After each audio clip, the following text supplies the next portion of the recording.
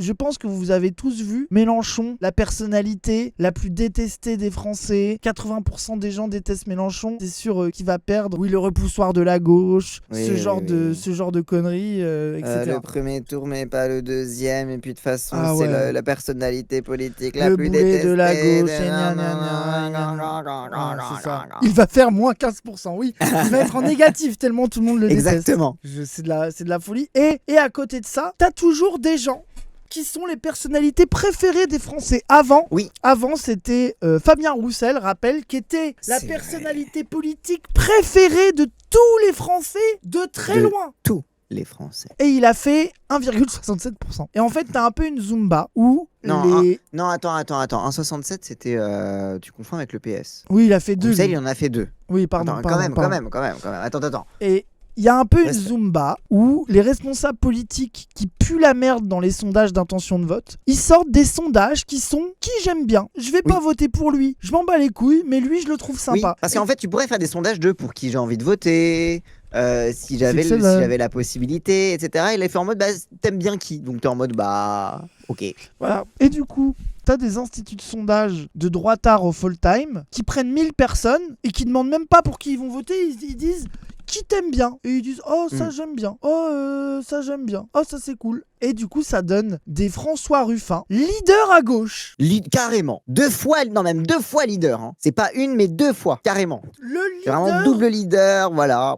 François Ruffin est le chef, le GOAT. C'est quand même génial parce qu'ils ont inventé l'élection sans élection. Il a inventé qu'il était leader alors que personne l'a élu et c'est juste un sondage par des instituts de... Bref. Voilà. Elab, 8e personnalité préférée des Français, en tête auprès du peuple de gauche, 53% de popularité, mais...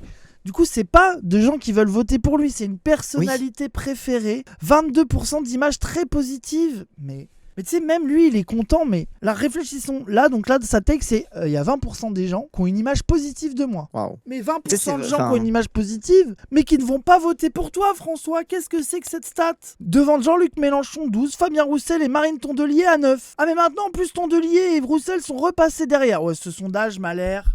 Oui, alors que Roussel, rappel, était censé être la personnalité préférée des Français, etc.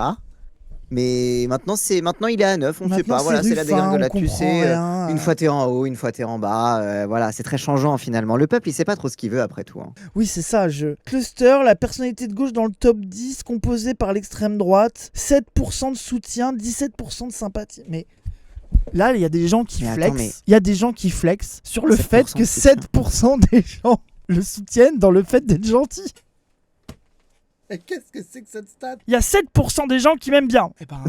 Eh ben super. Ouais. Eh ben c'est génial. Seulement 40% de rejet. Seulement 40% de rejet. Regarde, quand même, il est rejeté, mais moins que les autres. Du coup, c'est voilà, il y a 7% qui le soutiennent, 40% qui le rejettent. Je pense que c'est une bonne stat, hein. C'est une bonne moyenne, je pense.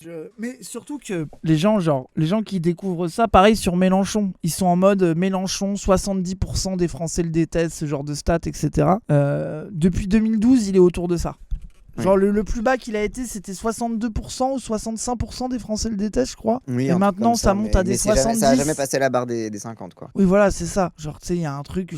Ouais, quoi. Et surtout, ce qui est deep, c'est que plus il est connu, plus le chiffre monte, et plus il monte en chiffre de vote. Parce que la vérité ultime qui fait, je pense, du mal aux François Ruffin et Roussel qui spamment ce genre de sondage, c'est que les gens ne votent pas pour la personne qu'ils trouvent sympa. Oui. En fait, tu sais, genre, c'est comme la stat qui est intéressante.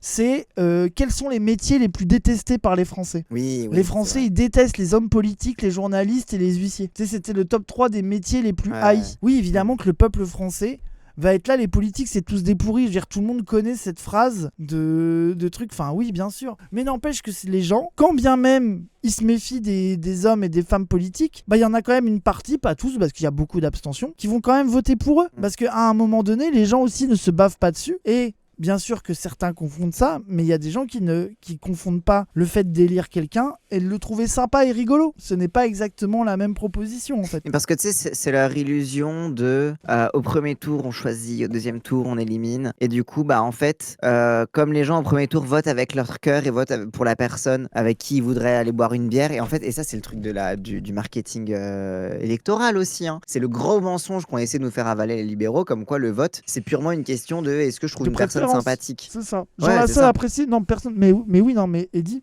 Oui. En fait, c'est là où la réflexion des gens qui pensent que ces sondages-là veulent dire quelque chose dans un sens, parce que les gens qui pensent que quand t'es détesté, personne vote pour toi, alors que Macron, il a été élu avec des sondages catastrophiques et avec des gros scores dès le premier tour. Et inversement, les gens qui pensent que si on te trouve sympa, tu vas faire des votes, c'est pas vrai. Les gens qui étaient le plus haut dans les trucs de sympathie, ils passent même pas les 5%. Donc tu vois, donc il y a un truc genre en fait, ces sondages-là ne sont pas pertinents politiquement. Il faut revenir à ça. Oui. Et en plus, apparemment, Bompard, le gros cerveau, a débunk le sondage. Bompard, gros cerveau, docteur en mathématiques. Voyons voir qu'est-ce qu'il nous dit. C'est ça. Depuis des mois, des journalistes ou responsables politiques ne cessent d'affirmer que Mélenchon serait l'homme politique le plus détesté des sondages. Pourtant, ces mêmes baromètres de popularité ne disent pas ça. On décrypte à partir du Direct Store 17. Donc là, il est même pas dans un truc de les sondages, leur méthodologie est claquée au sol, etc. Il est en mode ok d'accord, très bien, les sondages c'est de la merde, mais en plus de ça, ils disent n'importe quoi sur ce que racontent les sondages. C'est ça. D'abord, précisons qu'aucun institut de sondage ne pose cette question. Les sondeurs demandent à une personne si elle soutient, elle apprécie ou elle n'apprécie pas telle ou telle personnalité politique. La détestation est une pure invention de propagande. Oui, donc en fait, le fait de dire la personnalité la plus détestée, ou n'apprécie pas. C'est ça. C'est qu'en fait, quand ils disent personnalité la plus détestée, c'est les journalistes et les éditorialistes, quand ils commentent les sondages, qui disent tu n'es pas apprécié, donc tu es détesté. Alors que quand même, il y a une nuance entre les deux, quoi. Oui, parce qu'il y a une différence entre oui, bon, je l'apprécie pas particulièrement, et ce mec, je le déteste, je ne peux pas le voir. Je veux dire, enfin, vraiment, il y a plein de gens. Pour beaucoup de gens, la vie démocratique, c'est voter pour quelqu'un qu'ils aiment pas trop, mais qui correspond un peu à ce qu'ils veulent, quoi. Genre, il y a une partie non négligeable de l'électorat, c'est ça, quoi. Genre, c'est la règle de la démocratie, c'est un truc de bozo, quoi. Et puis même, la démocratie représentative. Pour le programme, pas pour la personne, hein. Oui, alors, il y a ça, et même quand tu votes, je veux dire, c'est la démocratie représentative, les gens, et d'ailleurs, ça crée aussi de l'abstention, ça. Moi, je pense que c'est regrettable aussi. Ah oui. Tu vois, que le système démocratique a ce problème-là, qu'il y a plein de gens qui sont en mode, mais en fait, je suis obligé de voter pour des bozos dont je me branle, voire que j'aime pas, j'arrête de voter. Et ça pose des questions sur les institutions démocratiques, sur la démocratie représentative, est-ce qu'il faut continuer à élire un président, enfin, tu vois, genre ça, c'est... Mais au sein de la 5e, on est dans cette sauce, tu vois. Il y a des gauchistes qui le détestent, mais ils votent pour lui. Oui, de fou, et des gens qui adorent Mélenchon et qui voteront jamais pour lui. Ou des gens qui sont indifférents à lui, mais qui sont en mode vas-y, je vais voter pour lui parce qu'il défend un programme. C'est ça. C'est vraiment. Et même des gens qui votent stratégiquement. Enfin, oui, c'est ça, exactement. Genre, c'est... Globalement, en sociologie électorale, le vote, il y a 36 000 raisons. Hein. Il n'y a jamais un seul facteur qui explique entièrement le vote des gens. Oui. Et je pense que les sondages de popularité ne sont jamais les bons. Enfin, c'est jamais ça le bon baromètre, quoi. Beaucoup votent pour celui qui a l'air sympa. Mais même ça, oui, il y a des gens qui votent pour celui qui a l'air sympa. Il y a des gens qui votent et qui se décident à la seconde. En fait, le truc de les gens votent pour cette raison est toujours faux, en fait. Oui, parce que chaque personne a une approche personnelle et individuelle de sa politisation, de son rapport à la politique, etc. etc. Donc, tu as des gens... Ils vont le faire à la tête du client, t'as des gens ils vont le faire par réflexe et par habitude. T'as des gens, enfin en fait c'est très individuel en fait toutes ces choses-là. C'est ça. Après oui t'as des constantes, plus t'es vieux plus tu votes à droite évidemment, genre on dit pas que tout est aléatoire. Mais tu sais par exemple tu peux pas dire que l'intégralité des gens votent pour quelqu'un qu'ils trouvent sympa. Mais tu peux pas non plus dire que les gens votent pour un programme. Enfin des fois t'as des gens c'est un peu un mélange des deux, des fois c'est que l'un que l'autre. Enfin voilà quoi. Genre oui vous avez décidé combien de temps, genre ça c'est le genre de truc, c'est des données électorales intéressantes. Par exemple, rappelle quand même que les gens sont tellement matrixés que en 2022, est-ce que vous vous rappelez des électeurs de Zemmour ? Oui. Comme il y avait des sondages de Zemmour. Non, mais les sondages officiels, mais pire, les Ozes, ils faisaient des sondages sur Twitter, Zemmour-Mélenchon, qui étaient dans la bulle Zemmour des comptes Twitter Zose 2027, avec des Zemmour à 75% contre Mélenchon, et ils venaient dire Zemmour va faire 30% dès le premier tour. Et après, ça a commencé à baisser, et ils ont dit ah mais non, mais en fait, vous allez voir, il va faire 20%. Et après, quand ils ont vu qu'il aurait jamais le deuxième tour, parce qu'il était au plus bas des sondages, il était en mode non, mais en fait, ils annoncent Mélenchon il était à 16% dans les sondages à cette époque-là. Et Zemmour, il était à 7-8. un truc comme ça. Ils étaient en mode, mais non, en fait, le système ment. Vous allez pleurer les mélenchonistes parce que Mélenchon va faire 7% et Zemmour fera au moins 15, voire plus. Et le jour J est arrivé où on était à 22 et eux à 7, quoi. Genre c'était... Oui. Et les Zemmour, grâce aux sondages, que ça soit les vrais sondages ou ceux sur Twitter, étaient persuadés que Zemmour allait gagner. 17% des votants se décident au dernier moment. Rien que ça, les gens. Cette stat est une folie, par exemple. Et c'est pas la majorité non plus, mais c'est quand même pas négligeable, 17%. 17%, c'est beaucoup. Oui, c'est ça. C'est vraiment... En vrai, c'est beaucoup. En fait, non, mais dans le sens où ça permet pas de faire une généralité sur tout le monde se décide au dernier moment, ou de dire que c'est la majorité et qu'en fait, il faut se concentrer sur ces gens-là, etc. Mais quand même, 17%, c'est assez significatif dans le corps électoral pour dire que on peut pas mettre ça de côté non plus, quoi. Bah oui, c'est ça. C'est déprimant, oui, mais en fait, faut faire avec les gens. Mais c'est logique. Et puis en plus, mais les gens qui se décident au dernier moment, spoiler alert, c'est les gens qui ont le plus intérêt en majorité, hein, c'est les gens qui ont le plus intérêt à des idées de gauche et des idées de rupture. C'est des gens qui habituellement sont éloignés de la politique, qui savent pas trop, qui même parfois ne savent même pas qu'il y a une élection avant 2-3 jours avant. Donc, et spoiler alert, là-dedans, c'est là où il y a la grosse remontada de Mélenchon souvent, quoi. Oui. En fait, l'une des questions qui est difficulté pour les instituts de sondage, c'est que les campagnes mélenchonistes, qui sont des campagnes sur le temps long, où il y a beaucoup d'activités militantes, où ils vont, et surtout où les mélenchonistes, ils vont vraiment chercher dans les champs de l'abstention. L'une des raisons, parce que il y a un peu les Mélenchon, il est tout le temps sous-coté, 2, 3, 4, 5, 6 points, des fois en dessous de ses résultats réels. Il y a la malveillance des instituts de sondage, mais en fait, c'est pas la seule explication. C'est aussi que l'électorat mélenchoniste est dur à sonder, parce qu'en fait, il se mobilise tard, il remonte beaucoup sur les fins de campagne, etc. Genre, c'est un truc, et surtout, il se mobilise beaucoup dans l'abstention, dans des champs. En fait, les champs qui votent pour Mélenchon sont les champs où les instituts de sondage n'ont pas d'emprise et ne savent pas les sonder. Donc, les abstentionnistes, les classes populaires, des trucs comme ça, quoi. Donc, notamment les très précaires, parce qu'on parle aussi du RN, qui est le vote des ouvriers, bon, oui, mais on oublie aussi une part de la population qui est les très précaires, et chez les précaires, Mélenchon est hégémonique, par exemple. Par exemple, pareil, genre, on parle souvent les agriculteurs votent RN, les ouvriers agricoles sont turbo-mélenchonistes, par exemple. Genre, tu vois, t'as plein de chants comme ça où quand t'écoutes les bozos de Twitter qui font des grands trucs de les ouvriers votent RN, les campagnes votent RN, de machin, en fait, quand tu regardes dans le détail, c'est beaucoup plus pointu et compliqué à analyser, quoi. Quand on regarde l'évolution des jeunes n'apprécient pas, on observe que Jean-Luc Mélenchon est loin d'être celui qui en récolte le plus. Il est dépassé par Wauquiez, Bayrou, Hollande, Zemmour ou Macron. Personne ne leur en parle jamais dans un média. Oui, il y a que sur Mélenchon où c'est... en fait, ils prennent le truc qui est le plus mauvais chez Mélenchon, ils en font des caisses, c'est évident. Oui. À gauche, ceux qui passent leur temps à dire que Jean-Luc Mélenchon serait trop détesté pour gagner ont quasiment le même pourcentage de jeunes n'apprécient pas. Depuis 2024, ce monde est même en explosion chez Faure, Tondelier, Roussel ou Ruffin, alors qu'il a baissé chez Jean-Luc Mélenchon. Genre, plus ils sont connus, plus les gens le détestent. Oui, c'est ça, c'est en mode il ne gagne pas à être connu globalement, quoi. Mais ça, cette stat-là, par exemple, en vrai, elle est frappante, hein. Genre cette stat, c'est... Le mec qui avait du buzz, mais surtout que, moi je trouve ça logique que le mec qui avait du buzz étaient plus détestés que des gens où ils ont pas encore, tu vois, et eux plus ils prennent du buzz, plus ils sont détestés, on se demande pourquoi.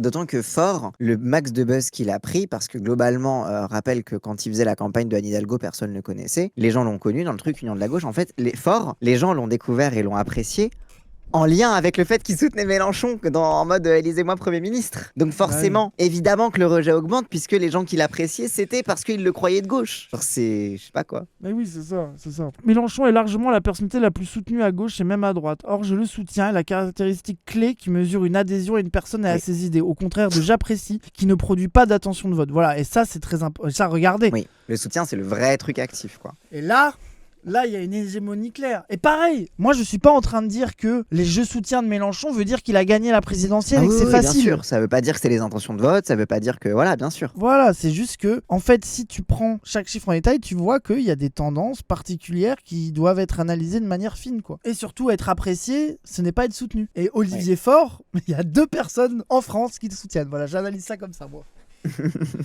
et Jean-Luc Mélenchon, 13 millions. Voilà.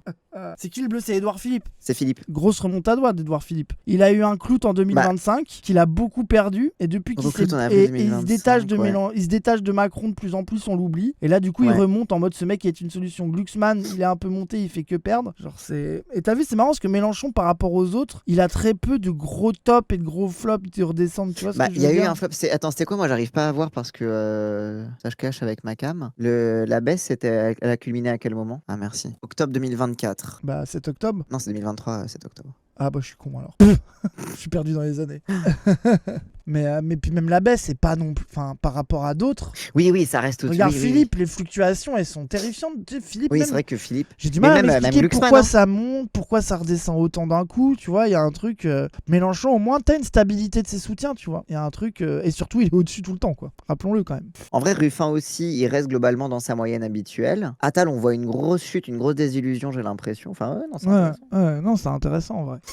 Ce soutien est évidemment encore plus puissant dans l'électorat de Jean-Luc Mélenchon de 2022, dont on dit parfois qu'il aurait été constitué d'un vote utile qui se serait retourné depuis. Ces chiffres disent absolument l'inverse. Oui, parce qu'à chaque fois, ils disaient oui, mais les gens qui ont voté pour Mélenchon, c'était le vote utile, etc. Et du coup, là, c'est parmi... le PS qui a eu un petit clout, ils font Mais pareil, tout le monde s'est effondré en fait. Bah Ruffin, c'est celui qui prend le moins cher tout en étant. Non, chez les électeurs JLM. Pardon, chez les électeurs JLM. Ça, c'est dans les électeurs JLM. Globalement, il y a une grosse désillusion pour tout le reste de la gauche des losers et un renforcement du soutien pour Mélenchon. Oui, c'est ça. Et vas-y, Ruffin, mais ça me paraît normal que ça soit lui qui prenne le moins cher dans cette histoire. Oui, bah oui. Mais les autres, tu vois, et plus la présidentielle se rapproche, plus tout le monde baisse, tu vois. Ah oui. Même une Tondelier qu'aurait pu espérer, tu vois, genre les gens ouvrent les yeux en fait. Tu vois que la politique et ça, ce genre de chiffres, ça doit leur faire tellement mal vu que la gauche, ils ont besoin de l'électorat de Mélenchon pour espérer faire quelque chose. Bah ça les baisse tellement, ça. Ici aussi, l'évolution par rapport à 2024 démontre un renforcement du soutien à Jean-Luc Mélenchon alors qu'il baisse et parfois s'effondre pour les autres candidats potentiels de la gauche. Plus 10, plus 1, moins 26 Ruffin. Moins 26 Ruffin, c'est... Mais c'est là que tu vois que, encore une fois, c'est ce qu'on avait pareil pour Olivier Faure, où il y a une augmentation de sa détestation. Bah, je pense qu'en fait, ils se retrouvent tous à chuter du piédestal sur lequel Laura de la France Insoumise les avait. C'est ça. Et c'est pour ça qu'ils sont en colère aujourd'hui du lancement de campagne et du succès du lancement de la campagne. Bien sûr. Parce que le lancement de campagne, c'est un très beau lancement, les gens. Sachez que c'est vraiment... Moi, je pensais qu'on allait prendre plus cher et qu'on commencerait de plus loin, ce qui m'aurait pas inquiété, parce que... voilà. J'ose même dire que c'est le plus beau lancement de campagne qu'on ait fait depuis 2012. C'est pas pour ça qu'il y a des moments, il y a peut-être des moments où on va rebaisser, des trucs, enfin voilà, c'est une campagne. Bien sûr, de toute façon c'est un marathon les gens. C'est ça. Hop. Mieux encore, au sein de ce même électorat, la mention de « je n'apprécie pas » a fortement diminué chez Jean-Luc Mélenchon depuis 2024 alors qu'elle a explosé chez les autres candidats de gauche. Oui, c'est ça. Donc là, c'est dans les électeurs Mélenchon, donc les fameux gens qui votaient Mélenchon mais qui n'apprécient pas Mélenchon. Qui votent sans l'aimer, c'est ça. Ouais. C'est ça.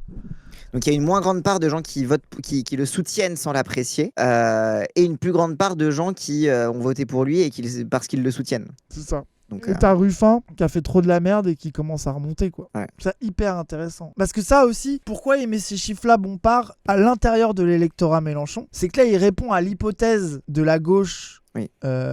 C'est que leur hypothèse, là les gens, ça sonde l'électorat de Mélenchon. Et leur hypothèse, c'est que 2022, c'était du vote utile. Parce que quand Mélenchon dit « mais j'ai fait 8 millions de voix en 2022, j'ai fait 22%, ce qu'on lui répond, c'est « mais en fait non, ces gens-là n'adhèrent pas à votre projet, ils vont revoter pour le PS, ils vont voter pour les autres, ils vous aiment pas, c'était du vote utile, c'était du vote utile. » Oui. Et en fait, ces chiffres-là montrent l'inverse. Parce qu'en fait, t'as les 2-3 gens de ELV, voire même du PS, qui sont allés voter Mélenchon en se pinçant le nez parce que l'heure était grave, etc. Enfin bref, qui croient sincèrement qu'ils sont représentatifs de l'entièreté de la population qui a voté pour Mélenchon. Et en fait, là, c'est pour leur rappeler que non, vous êtes une minorité, vous avez chialé dans votre coin, mais globalement, c'est pas vous les plus importants, quoi. C'est ça.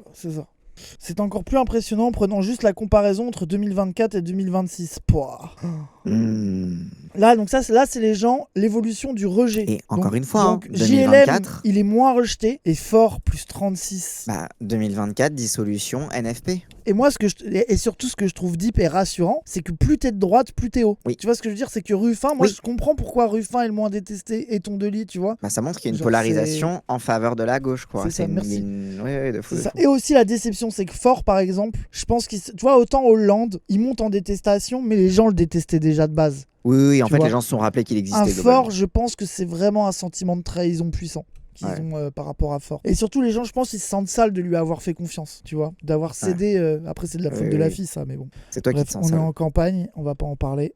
La fille nous a baisé, a fait revivre le PS. Bref, c'est la campagne, La réalité sondagière est donc loin des caricatures médiatiques. Les médias arrêteront-ils de répéter ad nauseam cette fausse information? On peut en douter. En partageant ce message pour rétablir la vérité, ok. Cette démonstration s'appuie sur des sondages que nous critiquons allègrement, mais ce sont ces mêmes sondages qui sont utilisés pour diffuser cette contre-vérité. Il est normal de montrer qu'ils ne disent pas ce que certains veulent leur faire dire. Le meilleur des sondages est celui de la formidable dynamique populaire qui s'est mise en place en quelques jours autour de la candidature de Jean-Luc Mélenchon. Participez-y, oui, voilà, bon. Oui. Donc les en mode, mais bon, de toute façon... le meilleur sondage, c'est l'élection. Hein. Oui, en fait, à un moment donné, c'est littéralement un sondage organisé à l'échelle nationale. Genre. Surtout que si t'écoutes les sondages, soit t'es bien dans les sondages et tu crois avoir déjà gagné, soit t'es pas bien et du coup t'abandonnes. Bon, de toute façon, il reste qu'une seule chose, faire campagne le plus possible, de la meilleure façon possible, dans le plus d'endroits possible, auprès du plus de gens possible, de convaincre le plus largement possible et advienne que pourra, quoi. Tu vois, à un moment donné, revenons à cette vérité-là de la politique, quoi. Genre, ça reste quand même ce truc, quoi. Mais non, Ruffin ils sont en mode, leader de la gauche. Il est 2 fois leader à gauche, même. Doublement leader à gauche, attention.